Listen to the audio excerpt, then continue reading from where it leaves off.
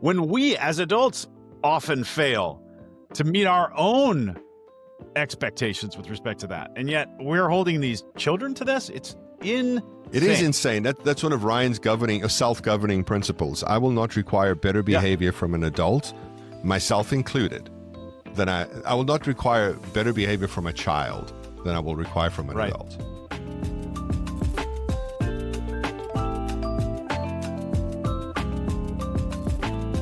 Hello, welcome back to Raising Men. Today, we're exploring what it really means to raise boys who are emotionally safe and connected, especially when they come from hard places or carry hidden trauma. My guest is Ryan North. He's the co-founder of One Big Happy Home. He's a host of their podcast and a leading voice in trauma-informed parenting. Ryan, thanks for joining me and welcome to the podcast. Hey, thanks for having me on. It's good to be with you. It's an absolute pleasure. Ryan, before we talk about strategies, can you just share what first led you into this field? Yeah, so I'll try to do like the 1-minute answer for a 30-minute story, but I don't remember a time in my life when I wasn't fascinated by people's motivation. I remember as a child going to sporting events and wondering why people dressed the way they did. And so I think because my mind's kind of wired for why anything in the realm of psychology was always going to be an option. And so a lot of trauma-informed care falls under the umbrella of developmental psychology. And so that's sort of the way my mind's wired. But then the way I am wired collided with my reality because my wife and I are parents to 6 children, 4 of those 6 adopted from the child welfare system in Texas. And so trying to understand them in ways that we could help them and recognizing that raising kids not born to you is different than raising kids born to you, and trying to get all of the help and the equipping that we got. And then we knew somebody who said, look, once your life's 55% settled and 45% chaotic, you're in a place where you can help somebody else. And so we kind of took that to heart. And once things started to settle just a little bit at the house, we just educated, equipped, and started speaking and writing and teaching on trauma-informed care to help adults create spaces where children feel safe, welcome, and loved. I love that. Explain. So how would you explain why this approach matters to every parent raising boys, not just people who are dealing with sort of the unique situations that you're dealing with? Yeah, so that is a great question because, at our house, like I said, 4 of our 6 kids were adopted from the child welfare system. And we made the decision early on in our parenting that we were going to parent everybody the same way. And it wasn't some deep philosophical issue rooted in our enormous intellect. It's just too much to keep up with having 2 different parenting styles. And so what we learned in the midst of all of that, because in the realm of trauma-informed care and connection-based parenting, one of the foundational principles in all of that is having the supremacy of the relationship be obviously the thing that you're driving for. A lot of parents want compliance from their children, but this methodology talks about building the connection and working on that relationship. One of the things we have to guard against is people say, well, that just sounds like permissive parenting, but there's a lot of data on how being a permissive parent is really bad for your kids. And so we have to navigate that saying, look, there's a lot of nurture, but there's an equal amount of structure. And what we found is that's just been a really, really great recipe for raising kids who are connected. Now, the real value in that is when there is trouble in their life, when they're struggling with something, they'll come to you rather than hide it from you. And we found all of my kids are teens or older. I have 2 in their 20s and 4 in their teens, and I've discovered that connection first idea is raising the kind of people that we want to release as adults into the world. Yeah, and I think that notion, I think it gets maligned a little bit because it can also be a cop-out, right? It could be I'm just going to let my kids do whatever I want because it's more important that we have a connection than I ever discipline them. But it's actually not the case that it's way easier and it takes way less work to give the connection that primacy. You actually have to do a lot of hard work to create the boundaries that, create the edges of the sandbox Yeah. so that because you can't just whip them into shape. They have to be able to find the boundaries themselves and test them and still not exceed them, Yeah, right? so that's one of the things I tell parents of middle schoolers and teens a lot is part of them figuring out who they are and how they fit into this world and finding out what they're good at is through the process of pushing boundaries. And so that's a natural part of human development, is pushing boundaries. We just don't like it when we're the recipient of said boundaries being pushed, right? Uh, Right. but one of the things that I had to reconcile a long time ago is that the point of parenting is not to make my life easy. The point of parenting is to develop another person. And so when you kind of reframe your thinking like that, you will understand that when you're operating in the best interest of somebody, yes is a good word and no is a good word too. We try to, our rule in our house is we say yes when we can. We say yes when we can and no if we have to. And Yeah. so that's also eliminated trying to be a parent who's trying to make their life as convenient as possible, because sometimes saying yes isn't the easiest thing to do. But unless I have a good reason that is in the interest of your development, I try really hard not to say no. I have found that to be surprisingly difficult, Yeah. and I try to do that as well. But my reflex is, when my boy comes to me and asks me for something, my reflex is almost always to say no. That's absolutely right. And then we wonder why the toddler, one of your 18 to 22-month old child, says no to you a lot. Well, you've Right. mentored it right into him. Yeah. Yeah. It's such a tough thing, and I had to put a rule to myself, exactly the same kind of thing. I had to assign a rule that said, "No, I always say yes." And then I need to have a good reason to say no. Yeah, and one of the other ways we look at that, Sean, is we say, does saying yes allow us to build a deeper and stronger connection with the child? Now, Mhm. again, one of the ways that I illustrate this is if you have a baby. I don't know if you remember having babies, but you likely swaddle them, right? And then sometimes we call Yeah. those baby burritos. And then so you make your little baby burrito. And one of the reasons that, unless there's an underlying medical issue, the child's ill or has some sort of medical condition, swaddling a baby will invariably cause them to settle almost immediately, because it Yeah. illustrates the principle of what the child needs. And that is that the child needs the security of being held tight by the blanket, but also simultaneously the nurture of being held tight by the blanket. And so Mhm. we now realize that kids need equal levels of nurture and structure to develop optimally. And what that typically looks like, in the simplest form, is yes represents nurture and no represents structure. So yeah, my kids hear no, but they only hear it. No, that, I lied to you. I try to make it that they only hear it when no's in their best interest. The Yeah, aspiration is yeah. I no, mean, right? obviously, sometimes I just, it's 9:30 at night, and I just want to watch the hockey game. Yeah. Kind of that's how it went last night. But I like that metaphor with the swaddling, because I found, my experience is that giving them reinforcing that connection is what allows them to feel comfortable exploring the world and pushing yep, the boundaries. And so it's like, when they're a baby, they need to feel, they need to be really, really tightly wound, and then they can feel free to look around instead of complaining and crying and being worried. And then that just continues all the way until they're adults, where they need to be able to ground themselves in that connection so that they can feel comfortable doing what it is they want to do and expressing their yeah. So independence. attachment researchers talk about needing a secure base, right? And so Mm. that's a trust based issue.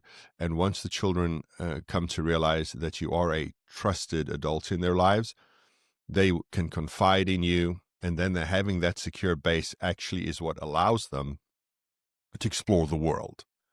And Yeah. so, we've over the years had some criticism from some friends and family members about the way we've parented our children, particularly not using what we would just call traditional family methods with the bio kiddos.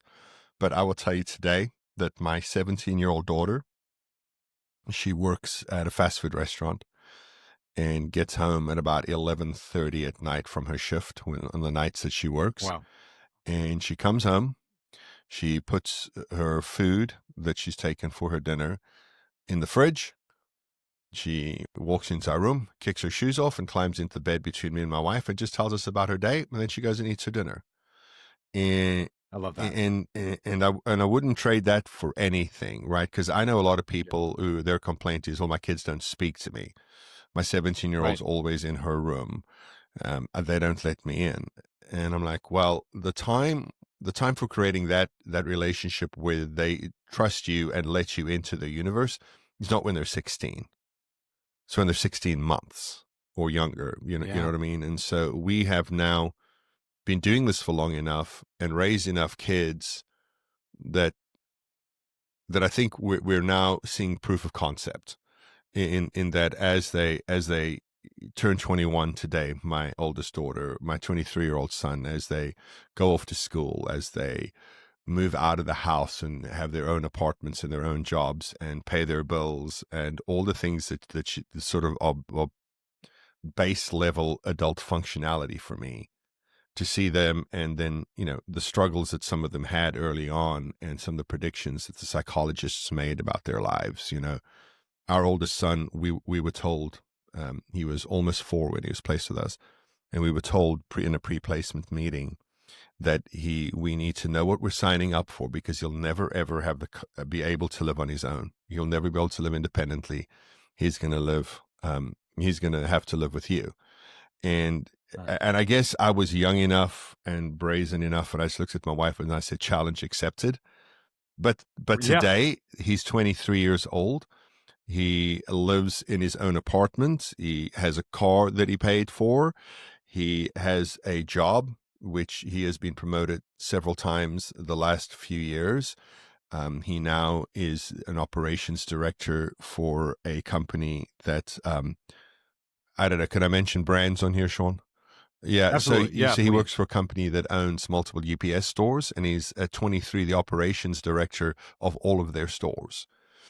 That's Yeah, and incredible. that's the kid who I was told 19 years ago would never be able to live outside of my house. And so I would make a Wow. strong argument that the connection first, trying to develop him for his good and preparing him as somebody who can function as an independent, contributing member of society, because that's kind of our overarching theme here. At the end of the story, that's the Yeah, and goal, so I right? think we're living sort of proof of concept now.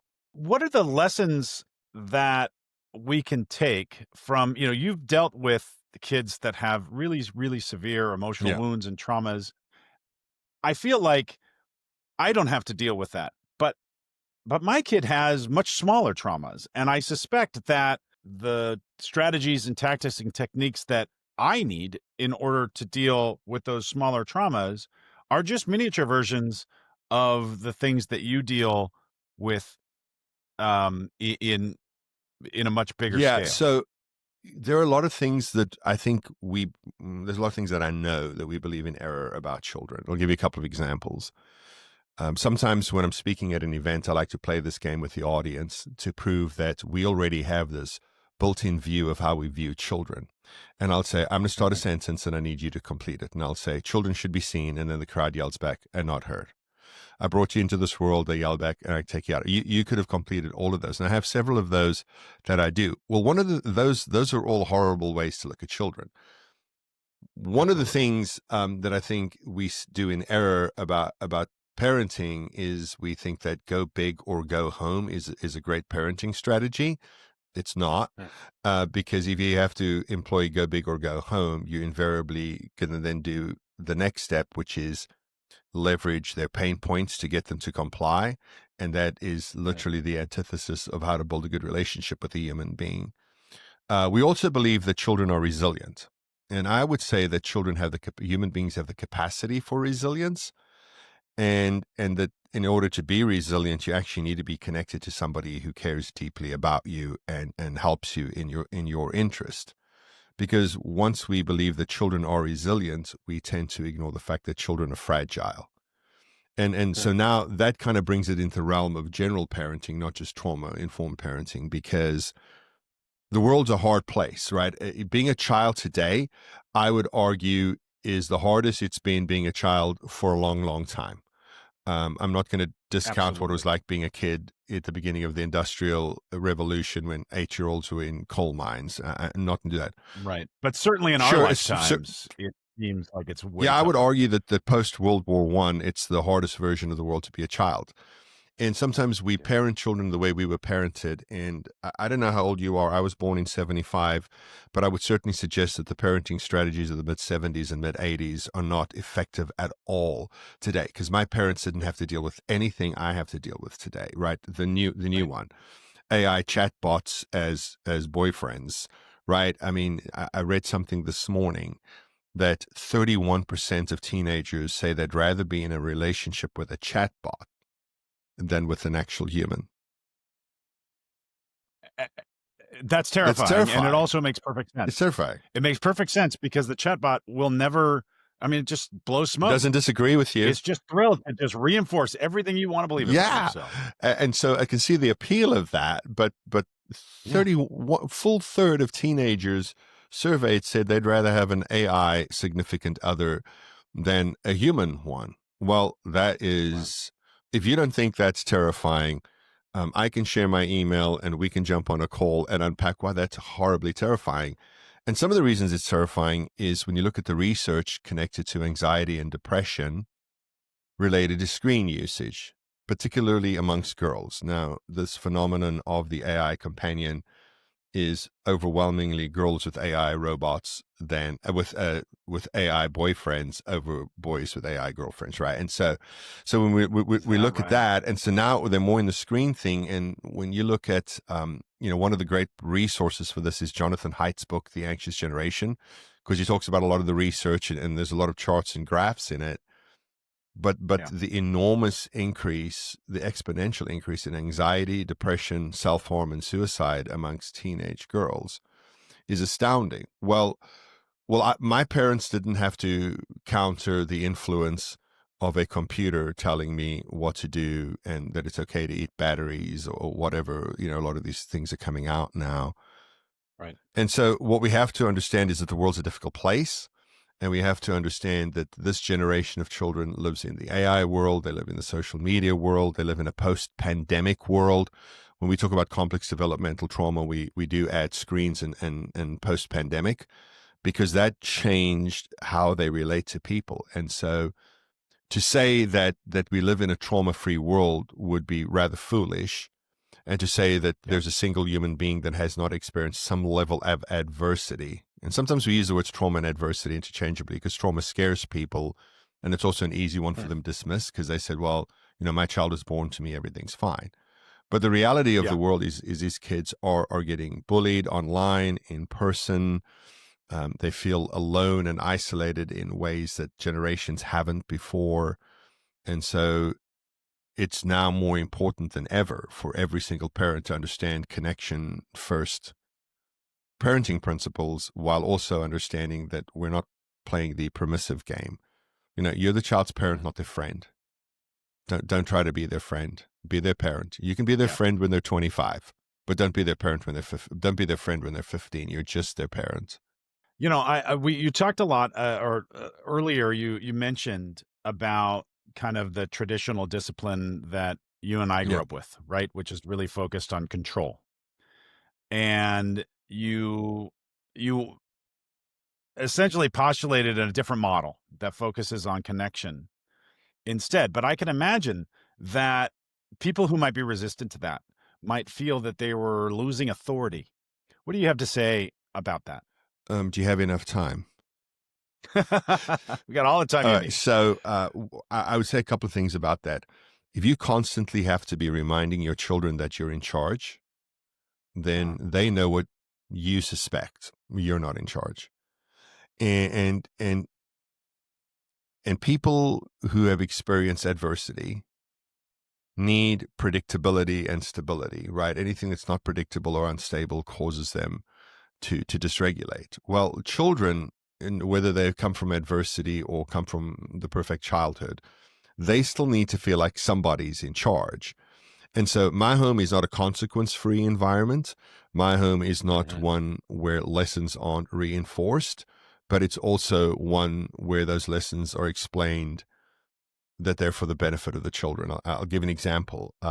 We have some pretty hard rules around screen usage in our home, including that past 10 o'clock in the evening, and even with the teenagers, past 10 o'clock in the evening, the only screens that are permitted in our home are big television screens.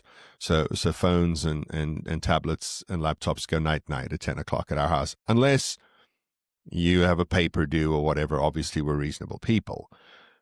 Yeah, and so our son, who because of his particular trauma set and some of the ways that has impacted his brain, is really, really prone to addictive behavior.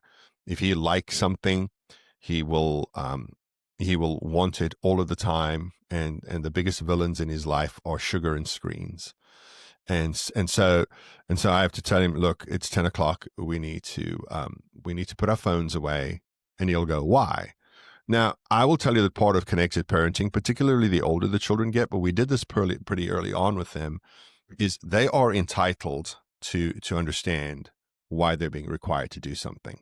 Now, my parents would never, ever agree with that principle, that you should explain yourself to a child. But I want the child to understand our reasoning behind it. And so our son's been struggling, and he also struggles with math. And I said to him, look, the reason that you keep engaging that phone is over time lessening your ability to concentrate, and also lessening your ability to think creatively. There's studies on this now. These aren't my opinions, right? They found that the teenage boys that play an excessive amount of video games tend to lose their ability to be problem solvers, and they're less intelligent over time.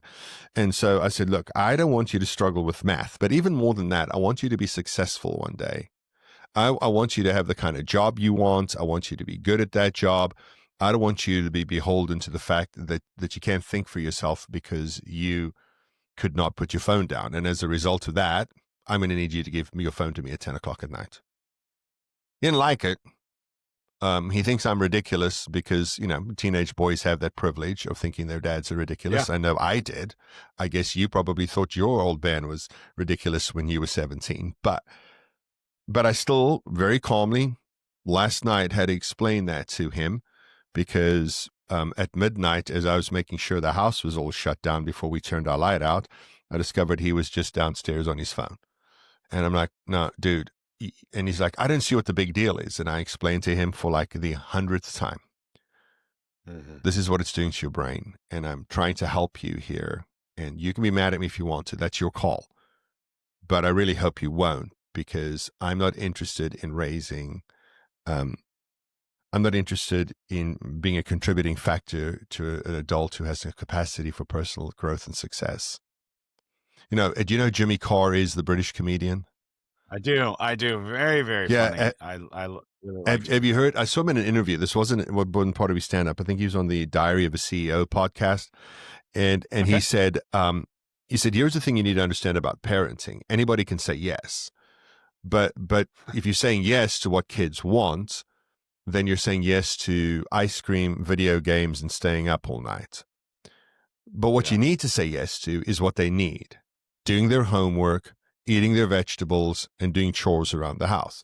He said, because if you keep saying yes to what they want, you're mortgaging their future. And this is what he said: if you keep feeding kids video games and ice cream and letting them stay up all hours of the night, in the future you will have fat, lazy, stupid people.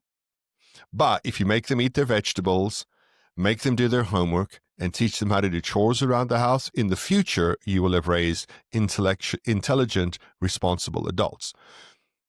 And so that's the real battle you have to fight. Are you trying to have compliance in the moment, or are you trying to raise a successful human being?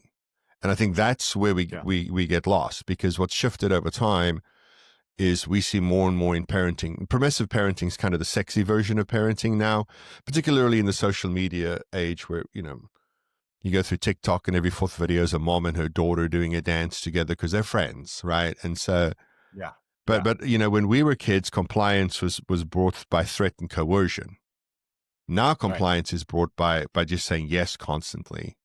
Well, giving somebody what they want all of the time will not do anything. They won't like you more. They won't be happier. Yeah. You know, you can't always get what you want, like Mick Jagger said, and you certainly shouldn't either. Yeah. You're not mature enough to No, know what you should be wanting. And it's your job as the parent to get them to learn that lesson. you know, And you're not going to learn that lesson by being overly I never permissive. said no to ice cream when I was 10. I rarely eat ice Yeah. cream now because my doctor told me I have to stop high amounts of sugar intake. Right. I love this story that you told about your son and the phone at midnight. Um, I I would have absolutely flipped out in that circumstance. I don't get very angry very quickly, very often. But when it's something like that, that it's just a fundamental, like, it's like finding rot in the foundation of the Yeah. home or something like that. That would drive me absolutely nuts. And part of what I really like about that story is you didn't have that reaction. You were kind of a model of calm presence in that circumstance. And I think that was probably a really important aspect of the way that you dealt with that situation. You obviously could not have been happy about it. No, not at And all. Not at yeah, all. But and so this go is ahead. why this is kind of why over time I have I'll say trained myself to respond like that, because Yeah. what often the reason parents flip out in that situation, based on what I've observed and what I've been told by parents that we work with, is that the child's defiant, and we have to stomp out defiance at every opportunity, right? Yeah. Parents typically come down really hard on what they deem to be defiant behavior and what they deem to be dishonest behavior. That's the double D of parenting distress: defiance and dishonest. And so, but what I realize is it's not defiant behavior from him.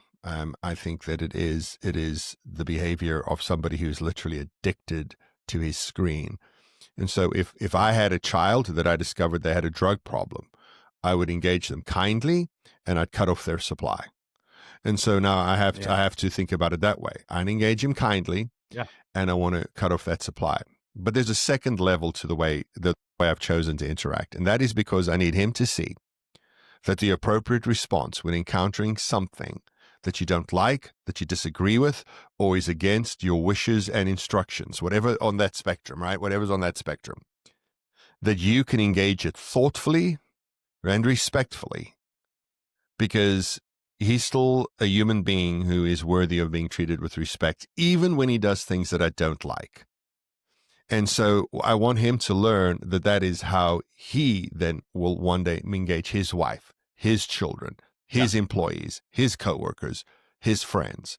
And so for me, if we can always create a situation where we're addressing the behavior with kindness and understanding, but also mentoring how somebody should act in that given situation, then I consider that a win ultimately. I think the reflex that I would have that I need to train myself out of is to withdraw connection, Yep. almost as a shaming activity. And what you're saying is no, no, no. This is an opportunity to reinforce the Yep. connection and still enforce the boundary. Yes, because what happens is we do use that shame that you said as a tool. Yeah. We leverage it. We withhold affection from people who, even on the worst day in your parenting journey, with the most rebellious teen you can possibly imagine, that child, Yeah. still inside of them, seeks connection to you. There have been people who've argued over the years that poor behavior is a way to get a parent's attention. Well, if that is true, then you should learn from that we need to do more things together. Yeah. Like I said, it's my daughter's birthday today. We're going out for dinner, and then her and her mom are going to some tattoo parlor, and she's getting her like ninth piercing or whatever. I But love it. yeah, when she got her nose ring when she was 17, I think, and her and my wife Yeah. got their noses pierced together as a connection activity. Now, if you knew my wife, Sean, you would know that when I met her, on the list of things I was convinced I would never see is her with a nose piercing. But, she did it. They Yeah, have fun together. And I think parents take themselves too seriously. And I think parents sure. take their children's behavior too personally. We always Yeah, act like the behavior we're dealing with is meant to give us the middle finger. And I'm going to tell you that half absolutely. of the time, your child's behavior, you were not factored in at all. Yeah. Yeah, they're just doing what it feels like they wanna Yeah. do, and it is not it's not some scheme. Well, I mean, in that. I remember feeling that way about the baby when he was crying, and I felt my reflex was I felt like he was trying to manipulate Yeah. me, and I had to beat that out of me, like, this is a baby. He's just hungry or in pain or Yeah. whatever. I mean, babies cry for a very limited, unless, again, the caveat always being unless there's Yeah, an underlying medical condition, but they cry because they're right, hungry, they're lonely, they're tired, or they need a clean diaper. Right? It's a real right. short of needs that babies have, and then to have somebody say that a baby is manipulative. Um, I- Yeah, but that's what it feels like. In the moment, it feels like you're getting manipulated. Oh, they're trying to do this long-term game, and it's just not the case. And it's not the case when they get older either. it's not. They're just doing their Well, thing. I mean, think about human beings, right? We all have needs, and we all try to get our needs met. And then we, over time, if we cannot get our needs met in a healthy way, we will enact maladaptive strategies to get our needs met. And so Right. here's what I mean by that. You have financial resources. So if you're hungry, you'll buy yourself some food. But if you don't have any money and you don't have anybody who can help you, and your options are be really, really hungry or steal, you can be the most moral person on the planet. And I guarantee you with complete certainty that you will steal food if you ever find yourself in that situation, because Yeah. you have a need for sustenance. And over time, when positive and healthy strategies, buying food, depending on your family or your friends, strangers, whatever, local community organizations, a church, whatever it is, right? If those resources don't give you what you need, then you will eventually steal food. Well, what we don't remember about children is they're exactly the same way. And so, Mhm. plus, but except for two things, they don't have the resources that adults have to get their needs met. So they head for maladaptive pretty quickly. Yeah. They also don't have the cognitive function to kind of think the problem through. It goes from Right. and then the third thing is children, and adults do this too, but children more than adults confuse needs and wants. And Mm. so now something you want becomes something you need, and then you will do whatever you need to do to get that. Yeah. Um, and so the negative outcome of that is that children get their needs met by their behavior, then they will increasingly engage in behavior to get their needs met, rather than if they get their needs met with their words, they will increasingly use their words to try to get their behavior met, which is why you have to pick up their need met, excuse me, which is why you have to pick up a crying baby, because the cry is the only way the baby communicates that he or she has a need. Well, if you let the baby cry it out, which is one of the worst pieces of parenting advice of the last 30 years, just let the baby cry it out. If you let the baby cry it out, the baby will eventually learn that their need doesn't go away, but their need's also not met. And then they start Yeah. associating you as the person who doesn't meet their need. And the relationship is harmed in very, very serious ways by simply letting the baby cry it out. Now, do you need to stand next to the crib and pick the baby up the moment they go, no, of course not. But if you hear a baby cry and you can give it a minute to see if he or she will settle, and then you go in there and pick him up, then that's fine, because that allows them that they had distress, but somebody relieved their distress. And over time, they can learn that you can be trusted and that their voice has power. Well, Mhm. once we teach somebody that their voice doesn't have power, then you see all the behaviors you don't want to deal with. Which The behaviors yeah, have with power because the behaviors always have behavior power. will always have power, because at some point somebody just won't want to deal with it anymore, right? My Yeah. younger brother's like this. Yeah, when his youngest daughter was young, she was a pretty demanding little kid, and she'd want something and he'd say no, and he'd want something and he'd say no, and then every time she wanted it, the intensity of the ask increased, and wanted it, and eventually, when he'd had enough of her behavior, he just yelled at her and told her she could do what she wanted. And my wife has my wife's a good sister-in-law because she has a pretty good relationship with both of my brothers. And she pulled him aside Yeah. one day and she said, all you're teaching her is to yell to get what she wants, because you give her what she wants in any case. So what's the point of saying no? Right. You might as well say yes in the The beginning. only lesson learning here is if I scream and throw things, I get what I want. Well, if that lesson is taught and reinforced over time, then we go to screaming and yelling things way earlier than we used to, because it's how we get what we want. That's what works. Yep. You know, so we've talked a lot here about focusing the primacy of the connection. And there's another side to the kids' needs too. And they need the connection, and they need that basis of connection, but then they also need independence. Yes.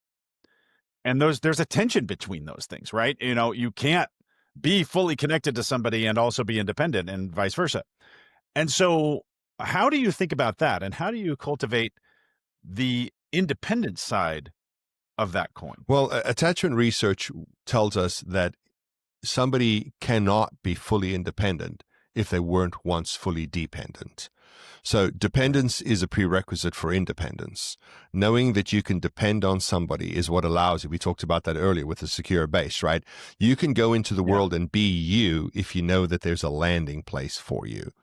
Well, if you don't trust that the adults who raised you, because I know not everybody who's raising kids are raising kids born to them, right? We've got aunties and uncles and grandma and grandpa raising kiddos, as well as adoption, foster care families.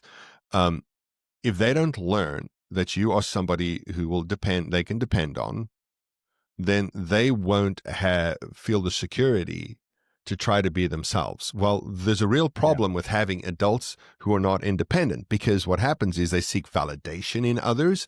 They cannot function without the high fives.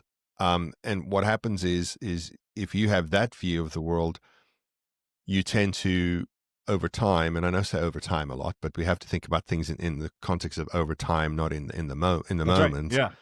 Yeah. Over time, you start making some really bad decisions because you don't make decisions that are in your own self-interest.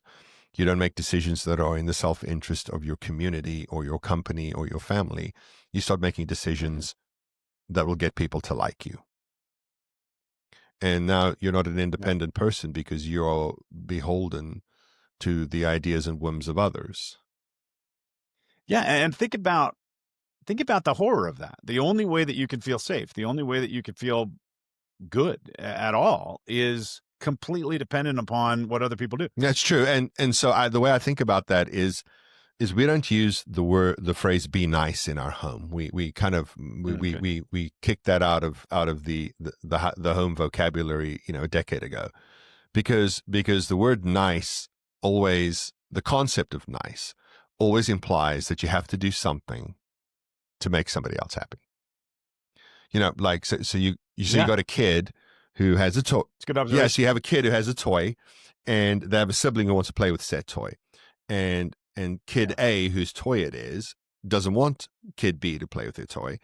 When mom and dad will say, "Oh, be nice to your brother and let him play with your toy." Well, so what does that mean? In order to be nice, you have to give in and do what other people want you to do. Well, that's a horrible parenting philosophy, and it's a horrible sustaining democracy philosophy, if you will. And I don't mean to be super theatrical or even sound political, but what happens is that when you're nice, you roll over, but when you're a good man. So we want to raise, this is the context of raising men over here. We want to raise good men, not nice men.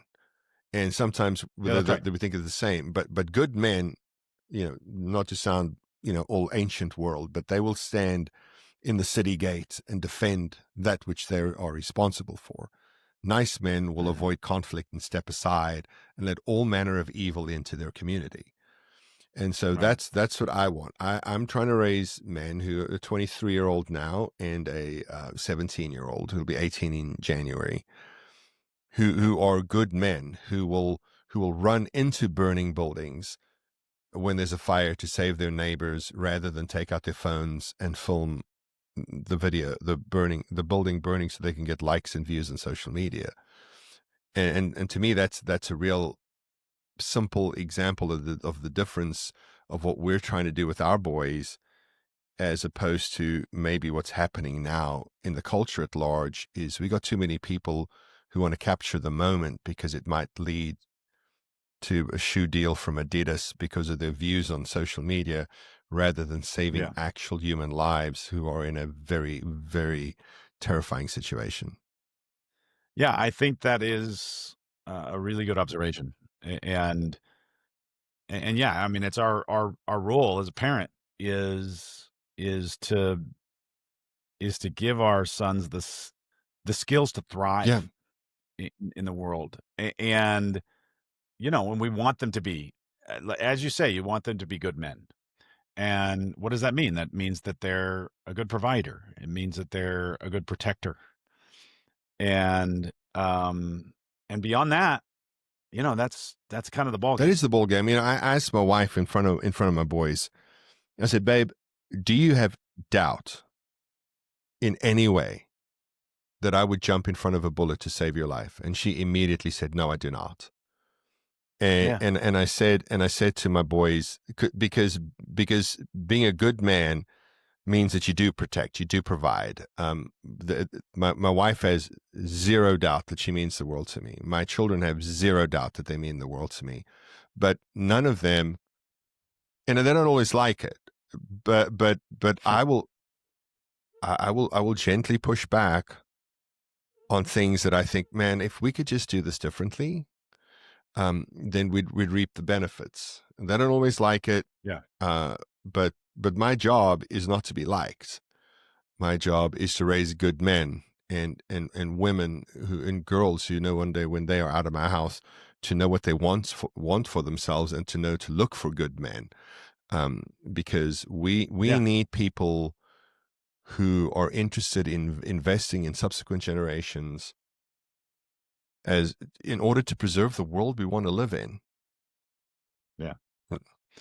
Yeah, and I mean, just in order to thrive, as if you're a young man today and you don't, and you sort of, you give in to the addiction of your phone, and you fall into all of these pitfalls that nobody even, I mean, they didn't exist 5 or 10 years ago. These pitfalls. You're not, I mean, you're not going to look back on your life when you're 30 or 40 and feel like you're thriving. Yeah, And that's really scary. I mean, that's how you get the statistics where, 4 out of every 5 suicides is a male. yeah. And that's Well, terrifying. and the interesting thing about those suicide statistics is when you look at suicide statistics in the United States, they're almost Yeah. identical in the United Kingdom. And Right. so it's not an American problem. It is No. arguably, and I don't know if there's any statistics on this from the Eastern world or from developing nations, but I do know in the Western world that it is Yeah. a I don't want to say almost exclusively, but over time it shows that, and it's also men like in their 40s too, if I remember looking at the stats correctly. It's not that it's teenage boys, right? It's Right. people who get to that midlife crisis. If 45's midlife, I don't know if that is anymore, um, Right. but and you start going, well, because the way you were molded, raised, trained, mentored, and then the decisions you made as a result of that, you start having you've lived long enough, and I'm 50 now, so I can speak with some authority of what it was like being 45. I remember my 40th birthday was really difficult for me because I just felt funky. I won't say depressed, because that's obviously a clinical diagnosis, but I felt Yeah. down because I know what because you I mean. started because I started thinking to myself, have I done as much as I wanted to? Have I done enough? Have I Right. contributed anything? And my wife is somewhere between a gentle spirit and a straight shooter. She is a native of Texas, so she has no choice in the straight shooter department. Right. But I don't know if you know many Texans, Sean, but I do. I grew up in that's Texas, true. and my wife Yeah, is a yeah. native Texan as So well. yeah, I forgot that you told me that. My apologies, Yeah, but you know what it's like. And so she I said do. to me, "Look, you need to feel sorry. Stop feeling sorry for yourself. Snap out of it. You've done things that mattered. We're not coddling this today." I Yeah, that love makes that. her a good woman, not a nice one. I love that. Yeah, Yeah, it does. What I love about that statement is it wasn't just, rub dirt on it, go. She gave you what you needed yeah, to. She, you've done good yeah, things. So stop pretending that you haven't yeah. and stand up and go do We your don't want to thing. deal with mopey Ryan today. Yeah. So, Yeah. so you make yes, ma'am. I love it. Finding a good partner is such an important aspect of this journey. Yeah, And it is, I can't imagine how much more difficult parenting would be if I didn't feel like I had someone who had my back. yes. And I feel, my wife has got to feel the exact same way. And I just can't imagine how much more difficult it would be. And a lot of people don't experience that. And so, like, cultivating a good relationship with your partner and it begins at the outset when you select that person, but then cultivating that relationship over time, it's so Yeah, I critical. mean, and it holds in so many aspects of life. I was watching an interview with oh, who is it? Kevin, Mr. Wonderful, the guy from the Shark Tank, the Canadian investor, and he was being interviewed, Yeah. and he said that the most important financial decision that you will ever make is who choosing who you marry.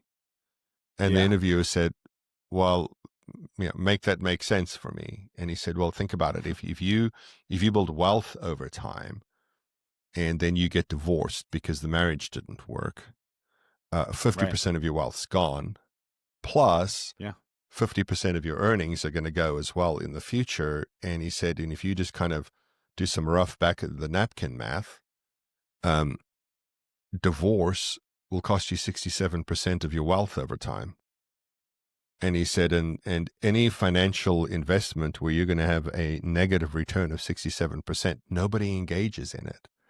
So Right. he said you have to choose very, very wisely who you marry, because they have to be Yeah. somebody who compliments you, they have to be somebody that challenges you, and they have to be somebody who's willing to invest in you.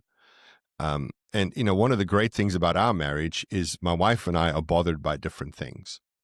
And Uh, so if one of the kids is doing something that's just really getting her hot under the collar, I can say, "Hey, I got it." And if they're doing something that's yep. really, working on my last nerve, she's like, she'll just like put her hand on my shoulder and start talking. And we made some agreements outside of the moment when everybody was emotionally regulated. That Yeah. if somebody was just losing it, and one of us put the hand on their shoulder, calmly interjected, or said, "Can you go to the store and buy me a pineapple?" Which is our little. If your spouse says, "Can you go to the store and buy me a pineapple?" that means I've already pre-agreed that I'm exiting the discussion. And so we used that for a long time until the kids figured that out. And then, our smart mouth, now 23-year-old, when he's a teenage boy, walks into the room and says to his mother, "Mom, I Go think get you a can pineapple. get a pineapple." That is really Yeah, that funny. put two people in the Uh, line of fire that day, not just one.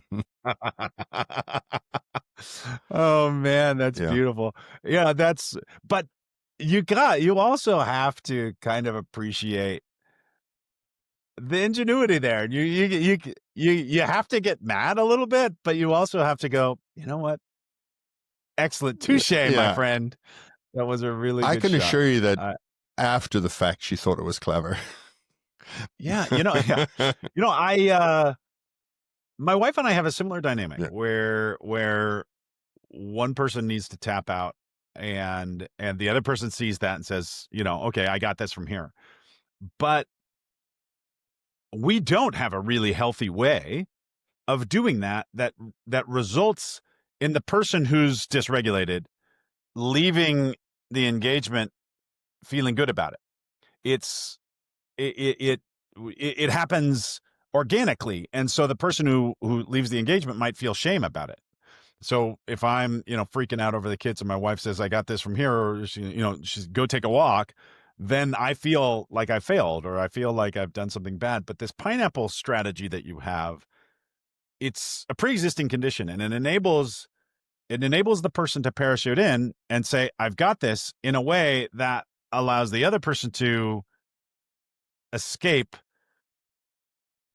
with their dignity intact, or without feeling like, oh, this is a failure. It's like, we acknowledge that this happens all the time, and so this is how we deal with it, and it's just part of the process. Yeah, and so we did the pineapple thing because it's intentionally semi-disarming, because it's random.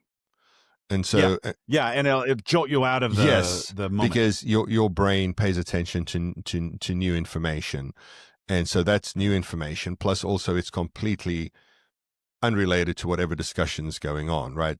We've never had an argument in our house about pineapples, and so we felt like that was a pretty safe one to do. Yep. Of course, now that I've told you that, I'm sure we'll have a pineapple. I know, now you're going to start having arguments about pineapples all the time. I'll email you and let you know that, and thank you for that. But the other thing, I like your phrasing there, pre-existing condition, and so we discussed these when we regulated, and we discussed them in the moment. And so one of the things we've learned, and maybe this is easy for us to learn this because we run our own business, but you have to think of your family as a business, and because we have to manage the kids, we have to manage schedules, we have to innovate, we have to do year-end bonuses, or as we call them, Christmas gifts at the house. We have to manage calendars. As you imagine, when all 6 kids were living at the house, between theater productions, sporting events, school and social stuff, we were basically just an Uber service. And so we have to be able to manage those things.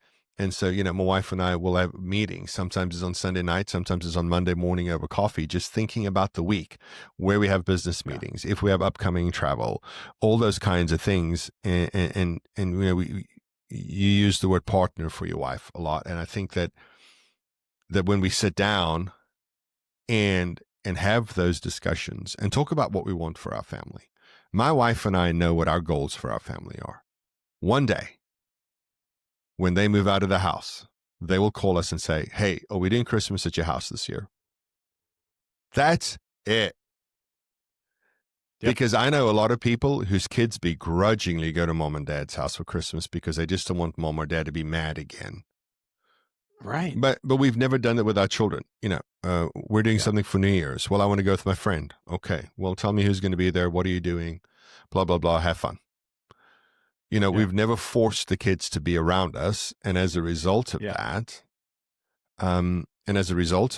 we now have children who willingly choose to be around us because we worked on the relationship. Here's the other thing, because I do want to make sure that anybody who listens doesn't just dismiss this conversation as those are the words of a permissive man. But one of the things that we need to understand about parenting is that behavior is caught at least as much as it's taught. And so we often think that if we just sort of treat parenting like a college lecture and you just explain what you need to do, then we're going to have the best results. Well, we know that children who grow up in houses where adults drink alcohol are more likely to drink alcohol. Children who grow up in houses where people smoke, because you tend to become what you see, right? People who were yelled at as children, their parenting go-to move is yelling to get compliance, right? We tend to go with what's mentored into us, what's taught to us. And so one of the things that we did early on in this idea to try to build a healthy relationship with the children is we started apologizing to them when we were wrong. Now, a lot of people will still tell me they're not apologizing to their children. And I try to convince them that they should do that.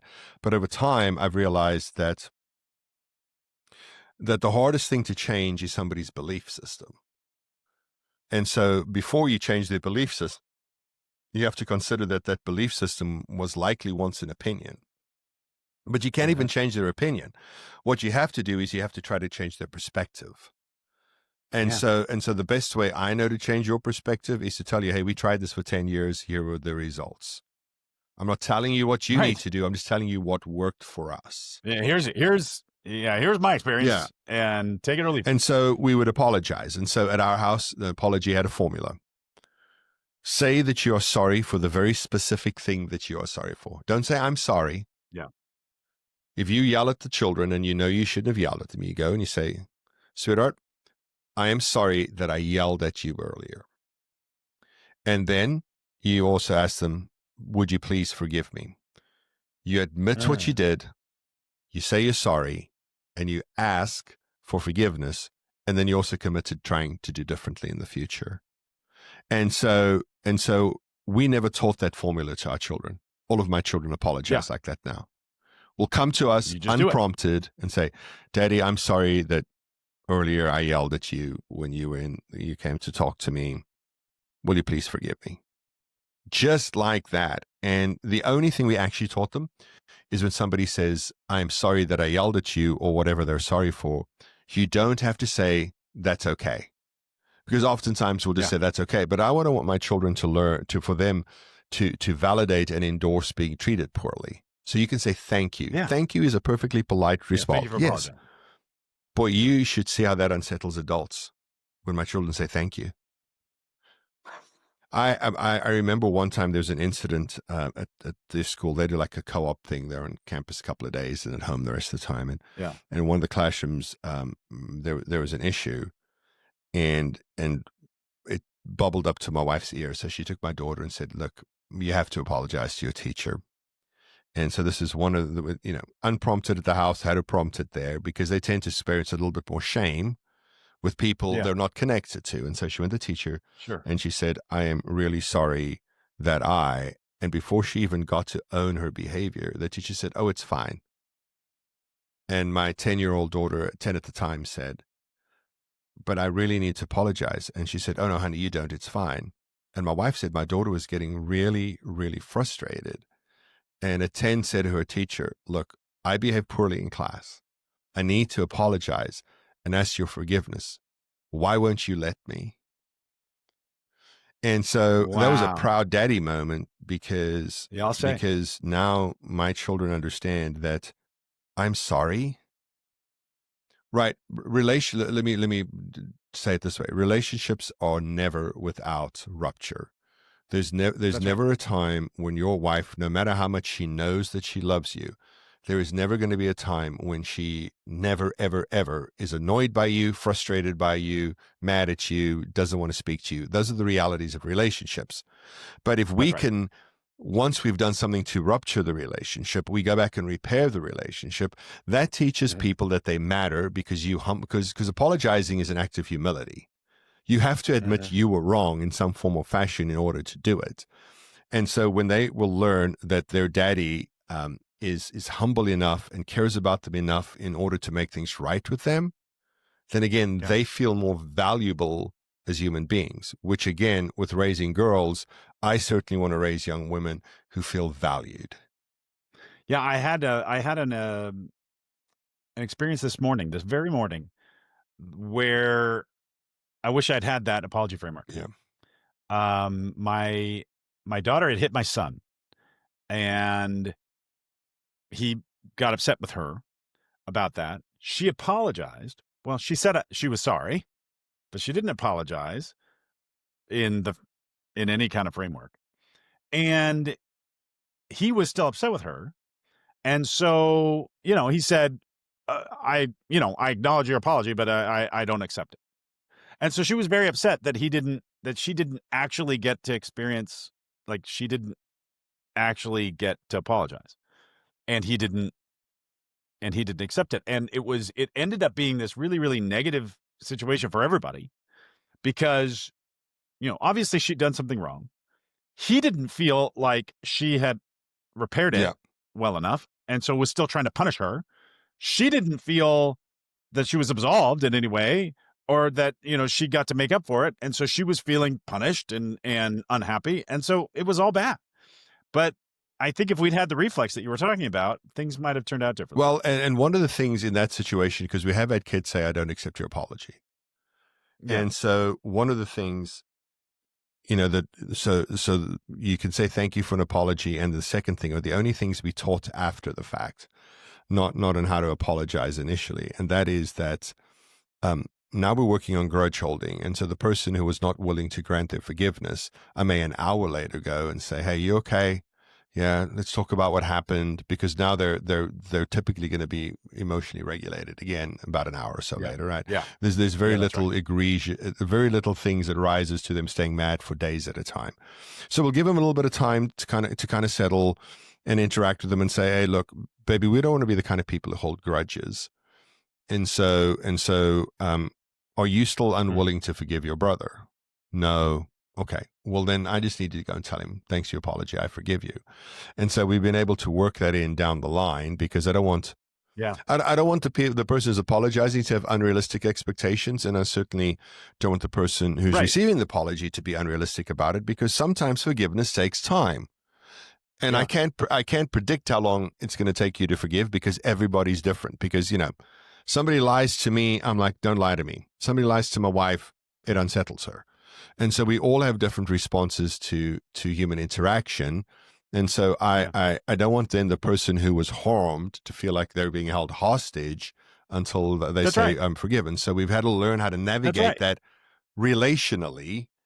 And so, I mean, over time, that has turned out to be a really great thing in our home. And so, our business is called One Big Happy Home. My wife wanted it called that years ago.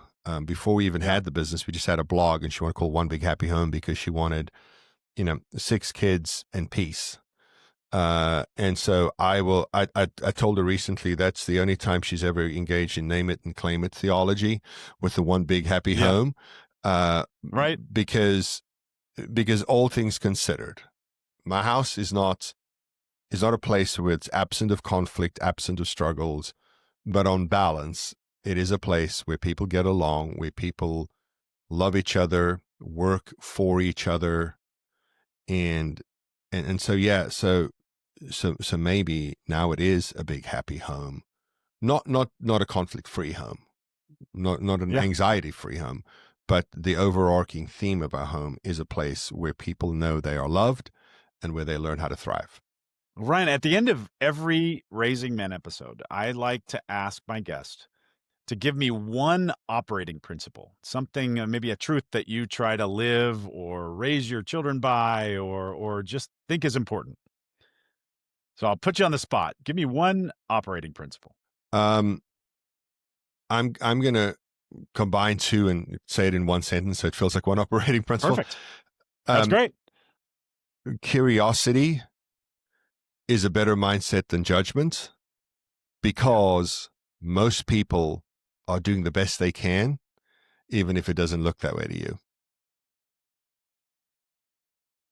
Yeah, that's a really, really, really good one. Because for the children, it's often a matter of skill, not a matter of will. Right. Yeah. Yeah. And you don't get mad at them for not being able to write their name yet. You don't get mad at them because they can't run 100 meters in less than 10 seconds. Right. And yet you'll get mad at them for not having really, really deep emotional skills that require a prefrontal cortex. Yes. It's amazing. Yeah. It's amazing. You have to, we as parents, we just have to remind ourselves about it. And I think the thing that's frustrating for me initially about my own behavior was that a lot of this is simple, but we choose to complicate it, because what we just talked about a minute ago, that's pretty simple. Right. Yeah. I wouldn't yell at the kid for not being able to run 100 meters because I already know they can't. Yeah. But I assume that they have the full emotional spectrum and cognitive function of an adult. Right. Yeah. When we as adults often fail to meet our own expectations with respect to that, and yet we're holding these children to this, it's insane. It is insane. That's one of Ryan's self-governing principles. I will not require better behavior from an adult, myself included, than I will not require better behavior from a child than I will require from an adult. Yeah. Yeah. So we got 2 principles for the price of one. Right? Actually, we got 3. Oh my gosh. I'm just going to put under my signature. Ryan, thank you so much for sharing your wisdom today. This has been a delightful conversation. I hope we can do it again sometime. I love how you remind us that that connection is primal, and that it's strong, and that it's steady, and it's what every boy Yes. needs from their parents. For anybody who wants to go deeper, please check out Ryan's work and the One Big Happy Home podcast. Their URL is onebighappyhome.com. The link is in the show notes. And this has been Raising Men. I'm Sean Dawson, and you are a great parent.